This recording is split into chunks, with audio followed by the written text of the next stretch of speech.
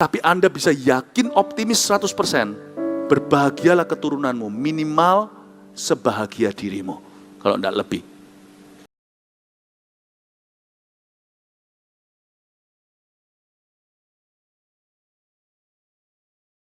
Rancangan di dalam hati manusia itu seperti air yang dalam, tapi orang yang pandai tahu menimbanya. Ayat ini tidak berkata bahwa setiap orang itu hatinya dalam. Ayat ini tidak berbicara demikian. Ayat ini ngomong begini, rancangan dalam hati manusia itu seperti air yang dalam. Ya, orang yang pandai yang tahu menimbanya. Kalau Anda mau tahu hati seseorang, perlu waktu. Ini berguna untuk suami istri, khususnya suami. Normalnya tentunya ada perkecualian. Wanita lebih susah menaruh dalam kata-kata, bisa sih.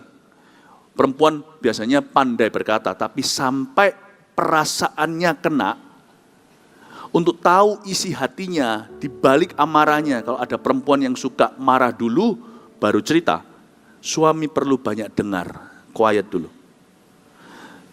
Biarkan semua peluru meleset dulu. Dengarkan, karena untuk bisa menimba apa yang di dalam hati, harus pandai untuk menanti. Itulah sebabnya, diskusi yang berarti antara suami istri, tidak boleh waktu emosi. Kalau satu emosi, yang satu harus diam. Jangan sama-sama emosional. Dibutuhkan salah satu untuk pandai menimba. Wanita itu perasaannya jauh lebih kompleks, lebih dalam. Karena itu seorang laki tidak boleh langsung bela diri dan berkata, pokoknya gini. Pria itu biasanya lebih opinionated, atau dia merasa opininya yang paling benar, karena laki-laki punya ego. Sisihkan opinimu. Biarkan semua meleset dulu seluruh peluru. Kalau istri Anda adalah tipe yang marah dulu. Lebih susah lagi kalau istri Anda adalah tipe orang yang diam dan menyimpan. Maka dibutuhkan seorang yang pandai dalam hubungan untuk tunggu, reda, lalu pelan-pelan bicara. Biasanya lewat waktu dan lewat proses lobbying yang sangat-sangat mulus sekali, akhirnya akan bisa bicara hati ke hati. Bicara hati ke hati biasanya tidak bisa 5 menit pertama saat konflik terjadi. Bapak, Ibu, Saudara, anything deep you want to find out in the heart of man. Apapun yang dalam di dalam hati, segala sesuatu yang dalam di dalam hati manusia yang ini ingin Anda tahu dan temukan, Anda perlu pandai menimbanya. Itulah sebabnya sangat pintar firman Allah. Yakobus tahu rahasia ini. Lebih baik kita lekas mendengar dan lamban berbicara. Bukan berarti kita kalah. Itu mengalah untuk menang. Orang yang lamban untuk berbicara, mendengarkan dulu, biasanya akan gather information. Biasanya akan menang terakhirnya. Oke, saya tidak bicara menang-menangan yang satu dikalahkan. Kalau Anda mau memenangkan pernikahan Anda kembali, maybe ini yang dibutuhkan adalah Anda perlu pandai menimba. Untuk bisa tahu isu hati seseorang, Anda perlu menunggu. Jangan terburu-buru. Makanya buah kesabaran itu seringkali menyelamatkan pernikahan. Buah kesabaran juga seringkali menyelamatkan pertemanan dan persahabatan. Bahkan bisnis pun akan diselamatkan karena buah kesabaran. Anda perlu menimba. Anda perlu menimbang pula. Untuk menimbang, perlu menimba. Cuma tambah NG di belakangnya, menimba jadi menimbang. Paham maksud saya? Saya ajak mikir sedikit. Pertimbangan Anda tidak akan matang kalau Anda tidak menimba informasi yang cukup dalam dari hati yang menjadi lawan bicara Anda. You need to wait for your time. Kesabaran praktekkan dalam hubungan, apalagi ketika hubungan itu sedang dalam masalah. Kesabaran praktekkan di dalam hubungan kerja juga. Anda tidak bisa menimbang sesuatu dengan jelas dan matang kecuali Anda menimbang dengan pintar dan pandai dulu apa yang ada di dalam isi hati seseorang. Baik itu suami istri, hubungan pernikahan atau hubungan pekerjaan atau hubungan profesional. Kita perlu menimba. Untuk menimba kita perlu lekas untuk mendengar, lamban untuk berbicara. Karena informasi-informasi terpenting dan paling akurat, yang paling objektif, yang jadi isu dan permasalahan hati seringkali munculnya terakhir, bukan di depan. Karena itu orang yang pandai dan pintar di dalam Tuhan tidak akan kemakan kata-kata emosi. Jangan jadi orang Kristen yang reaksi. Kalau diomong sesuatu langsung balas. Lewatkan semua itu, jangan sampai peluru itu kena ke Anda atau tidak. Itu kalau Anda terpancing, Anda kena. Tapi kalau Anda tenang, peluru itu meleset semuanya, sampai habis semua pelornya, Anda mulai bisa nimba isu perkara sesungguhnya. Saya tunjukkan kepada kita semuanya, fungsi kesabaran. Kadang-kadang kalau kita dengar Paulus tuliskan, kesabaran itu buah roh, lalu ada juga dalam catatan, dalam firman di perjanjian baru, sabarlah kamu menanggung satu sama lain dan sebagainya. Kita berkata, kok enak? Sebenarnya kesabaran itu mengenakkan orang yang sabar, bukan yang disabari. Karena orang itu yang sabar akan dapat di upper hand. Orang yang sabar biasanya akan dapat advantage, akan dapat satu kelebihan, dia dapat satu keunggulan. Dia yang pegang kendali. Baik konflik hubungan atau apapun yang dia sedang dia hadapi, itu dia yang pegang kendali. Orang sabar pegang kendali. Kalau saya baca lagi firman Tuhan, saya ngerti, oh Tuhan, kalau baca cuma sebagai perintah, ya sudah taat. Taat susah.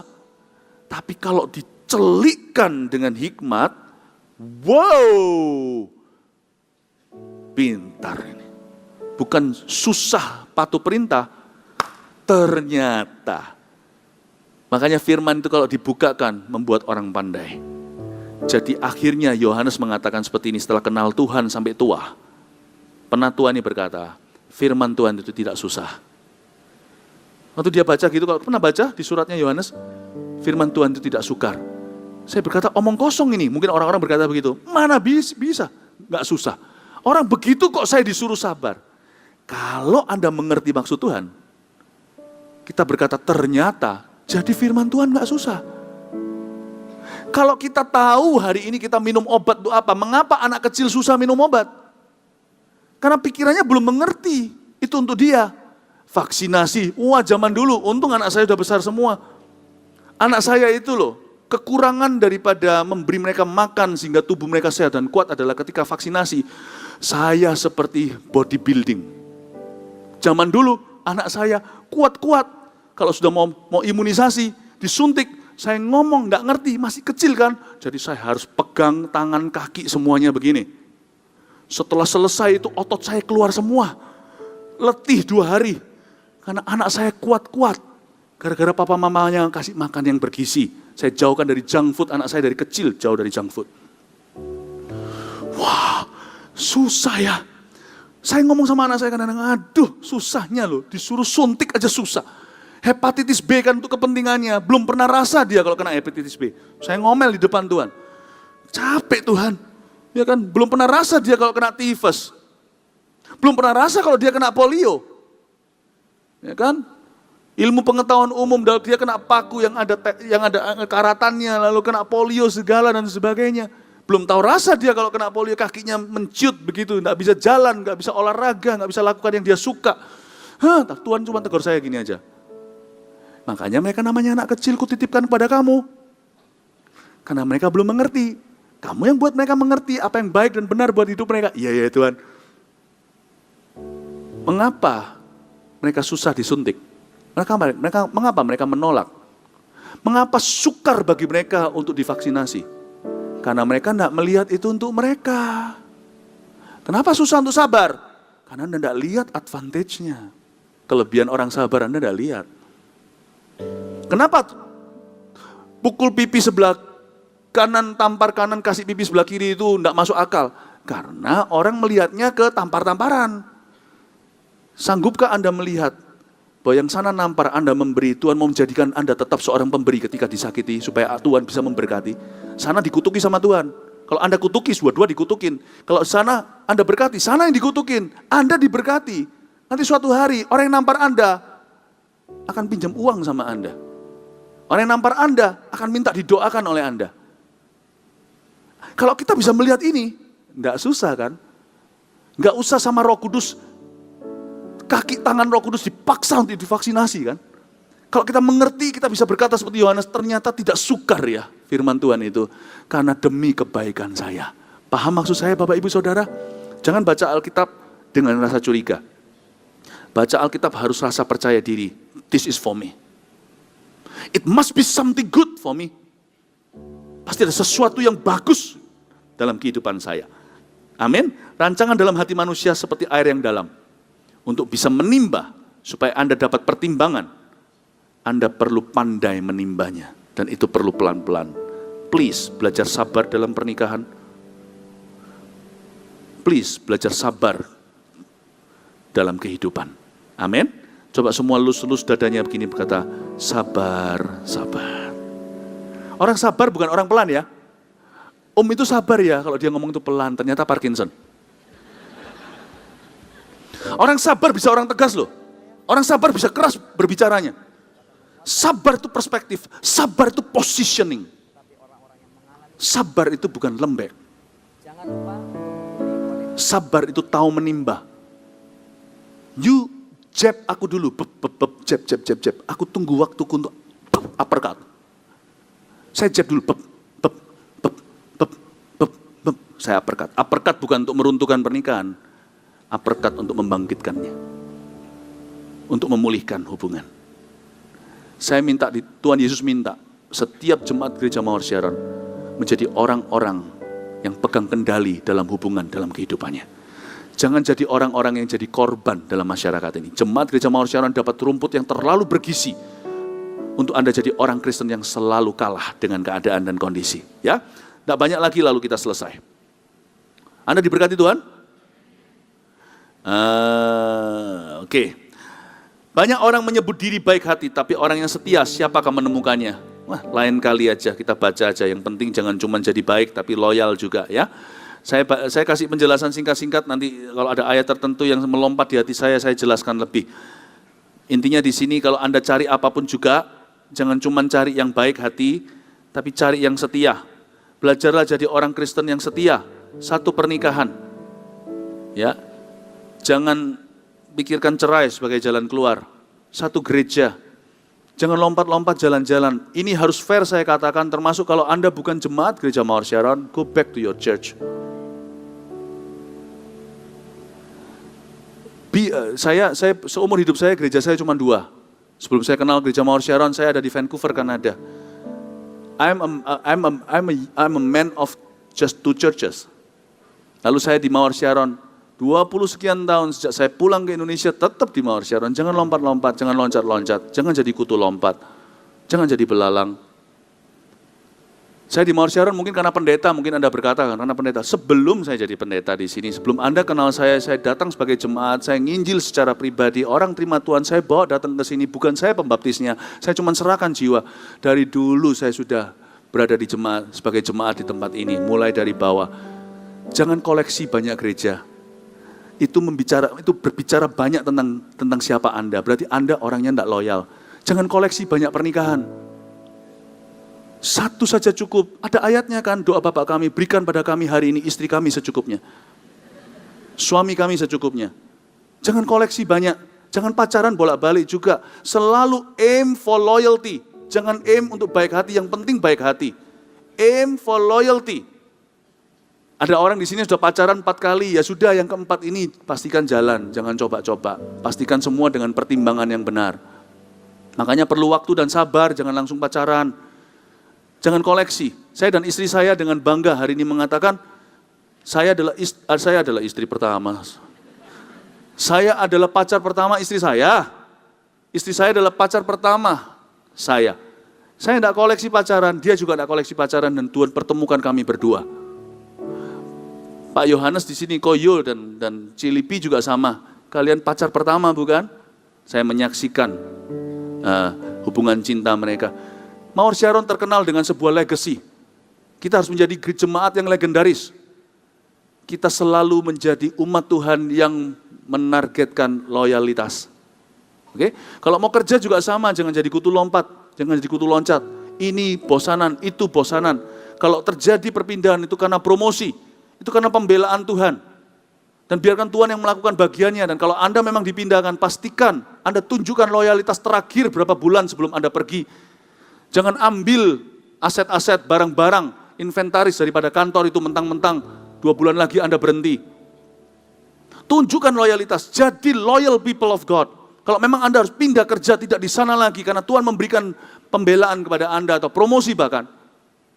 Pastikan Anda tetap meninggalkan jejak-jejak seorang loyal di situ. DNA-mu itu L semuanya. Darahmu O, ke A, atau AB, atau apa. Darahnya Jemaat Mawar Syariah semuanya L. Loyalitas. Pastikan Anda train, dididik dengan baik-baik. Berikan semuanya, jangan curi datanya. Datanya kantor itu apa yang jadi hak situ adalah copyright mereka. Anda ajari junior Anda yang akan menggantikan posisi Anda. Anda ajari dia, sungguh-sungguh training dia, sehingga waktu Anda pergi, perusahaan itu tidak hancur. Meskipun kalau hancur, nggak ada urusannya dengan Anda. Jangan hancurkan siapa-siapa kalau Anda tidak mau dihancurkan siapa-siapa. Pastikan ketika mereka pergi, mereka menyesal Anda pergi. Saya paling suka kalau saya memang harus meninggalkan sesuatu ya. Saya menoleh ke belakang, mereka masih melihat saya dan berkata, berarti saya berhasil jadi orang. Bukannya lebay, minta supaya tanam figur, supaya kita susah dilupakan. Bukan.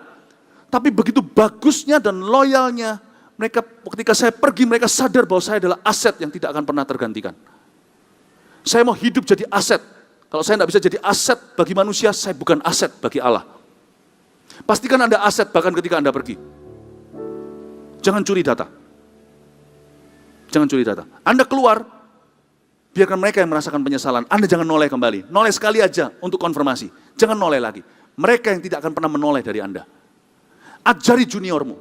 Training dia dengan baik. Jangan jadi orang yang baik hati. Jadilah orang yang loyal hati. Sebab orang yang loyal pasti baik. Orang baik nggak tentu loyal. Anda targetkan matahari, mungkin paling-paling Anda mendarat di bulan. Siapa pendarat di bulan pertama kali namanya? Neil Armstrong. Orang Indonesia sebenarnya mendarat yang pertama di bulan, tahu nggak? Sebab banyak orang mengatakan dengan selamat Neil Armstrong mendarat di bulan. Pak Selamat. Sedikit bercanda ya, pagi-pagi supaya tidak mengantuk semua. Jadi Neil Armstrong mendarat dengan selamat dengan Pak Selamat di bulan. Anda targetkan matahari mungkin berakhir di bulan. Tapi kalau Anda menargetkan bulan, Anda mungkin tidak kemana-mana, cuma berada di halaman belakang, makan tung jupiah. Kalau Anda targetkan loyalitas, Anda pasti jadi orang yang baik hati. Targetkan baik hati, Anda kemungkinan jadi orang jahat.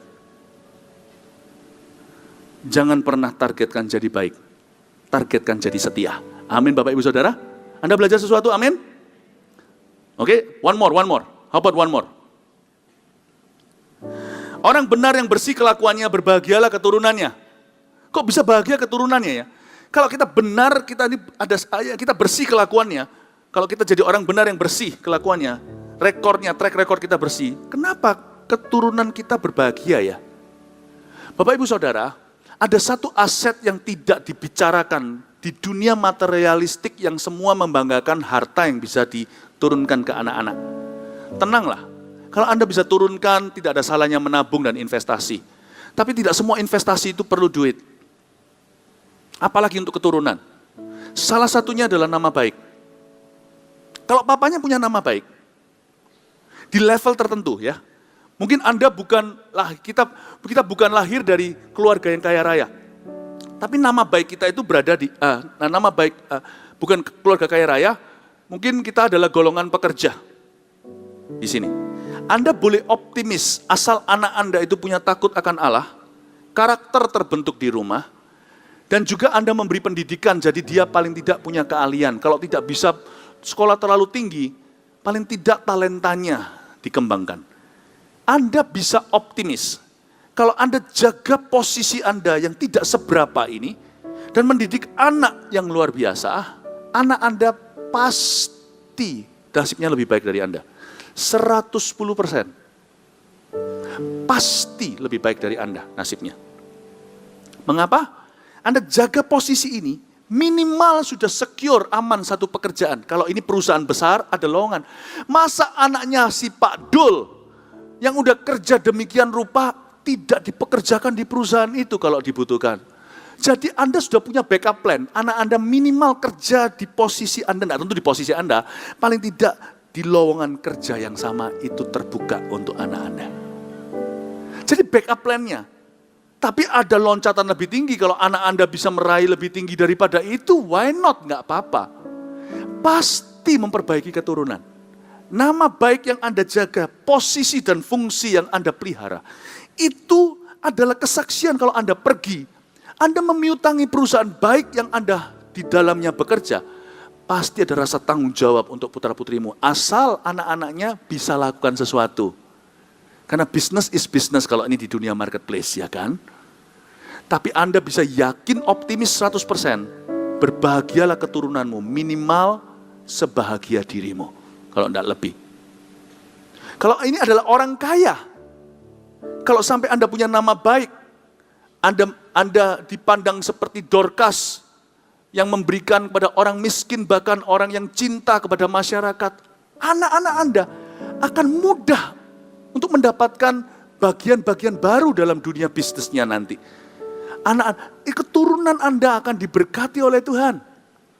Ada dua hal yang Anda bisa tinggalkan untuk supaya keturunan Anda diberkati, karena Alkitab mengatakan di sini banyak orang benar bersih kelakuannya, berbahagialah keturunannya. Dua hal ini adalah investasi tanpa money. Satu, reputasi. Reputasi papanya. Anda tidak perlu jadi orang terkenal, sekali lagi tadi dari golongan pekerja. Tapi Anda punya reputasi dalam sebuah lingkungan, dan itu nama baik akan berguna untuk anak Anda. Jangan bergantung sama manusia.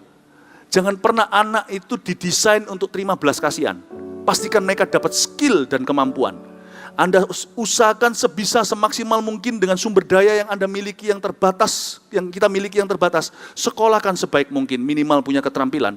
Saya yakin nama baik reputasi Anda dalam lingkungan itu akan memastikan anak Anda tidak pernah pengangguran. Satu, reputasi. Kedua, piutang. Anda tidak meninggalkan hutang. Jangan jadi orang tua yang mati tinggalkan hutang. Jadilah orang tua yang meninggalkan piutang. Nanti orang lain bayar ke anak Anda, bukan ke anak Anda. Pastikan Anda dan saya berbuat baik selama hidup ini. Karena berbuat baik itu murah. Tidak perlu dengan uang atau dengan money. Sudah ada CSR dari perusahaan-perusahaan yang lakukan itu. Tapi yang menjalankan dengan tangan jujur itu tidak banyak. Jadi kita bisa memosisikan diri di sana. Dan kalau kita melakukan kebaikan dengan banyak orang, nanti keturunan kita itu yang dibayar sama orang. Amin Bapak Ibu Saudara. Ya, apa yang saya lakukan juga sama. Tidak mungkin kalau anak-anak saya ngomong kosongnya, tanpa saya mereka akan diizinkan oleh Anda untuk makan, untuk minta-minta roti di jalanan. Itu kan anaknya Philip Mantova. Tidak mungkin. Tidak mungkin. Kalau Anda menolong orang lain akan membayar keturunanmu. Pada keturunan. Pastikan aja, didik mereka jangan salah. Supaya jangan sampai keturunanmu membalasmu dengan cara yang salah. Amin Bapak Ibu Saudara. Tinggalkan dua hal ini. Setiap orang punya garis start yang sama. Tidak perlu orang kaya. You and I, Anda dan saya, bisa turunkan satu, reputasi baik sebagai investasi generasi berikutnya. Dua, piutang dalam diri orang lain yang nanti suatu hari anak Anda akan selalu dibukakan jalan. Akan ada orang berkata, papamu itu orang baik, kamu saya terima. Percayalah, ada interview kerja yang tidak akan fair nanti. Asal Anda menunjukkan resume Anda dan kemampuan Anda dan sebagainya, akan ada di 10 aplikan 9 dibuang karena ada satu komentar terakhirnya yang interview Anda, bosnya berkata, aku tahu papamu. Dia orang baik. Kerja sama saya aja. Itu yang disebut reputasi dan piutang. Jangan mati, tinggalkan hutang. Hutang cepat selesaikan ya. Tahun-tahun ini, jangan diturunkan sebagai warisan buat anak. Anak kasih piutang orang-orang supaya mereka dibayar. Alangkah baiknya kalau kita saling membayar keturunan kita. I will take care of your descendants, you'll take care of mine. Saya akan menjaga keturunanmu, keturunan Anda juga akan menjaga saya. Amin Bapak Ibu Saudara. Amin. Saya pernah berkata kepada satu orang jemaat dan berkata, jangan khawatir, sebelum suatu hari saya berkata seperti ini, I'll take care of your children. Hari ini gereja Mawar Sharon juga menggembalakan beberapa generasi. Ada keluarga-keluarga yang saya gembalakan, dari engkongnya sampai papanya sampai anaknya. Kadang-kadang saya mikir, apa saya setua itu yang gembalakan 3 generasi, 4 generasi, nanti habis ini anaknya kalau punya anak jadi cicitnya. Kita saling take care, bukan? Itu intisari berbuat baik. Menuainya di belakang. Mari kita menabur yang benar satu sama lain. Jadilah orang benar, jadilah orang baik, jadilah orang loyal. Ini perintah Tuhan kepada setiap jemaat Gereja Mawar Sharon lewat Amsal Kehidupan. Mari kita semua bangkit berdiri. Thank you Jesus. Praise the Lord. Haleluya. Siapa diberkati Tuhan? Perlu rada mikir ya, saya ngerti. Pagi hari. Tapi saya rasa, kalau saya percaya Anda perlu renungkan, kalau Anda mencatat, Anda bisa juga dapatkan di Pusara Raja Wali, atau Anda bisa subscribe di YouTube, nanti kan akan keluar di sana juga YouTube saya. Nah, nanti Anda juga bisa terus, Anda perlu renungkan. Saya berharap ini hanyalah sedikit show home, hanyalah sebuah contoh saja. Nanti kalau Anda baca Alkitab sisanya, setiap kitab Amsal yang tidak akan bisa saya bahas dalam minggu ini, I hope that God will enlighten you. Allah akan memberikan Anda pencerahan hingga melihat setiap ayat itu berguna untuk kehidupanmu. May God bless your life. May God bless your ministry. Biarkan Tuhan memberkati pekerjaanmu, masa depanmu, dan Tuhan memberkati setiap harimu dengan kebajikan dan kemurahan. Angkat tanganmu, mari kita sama-sama menyembah Tuhan.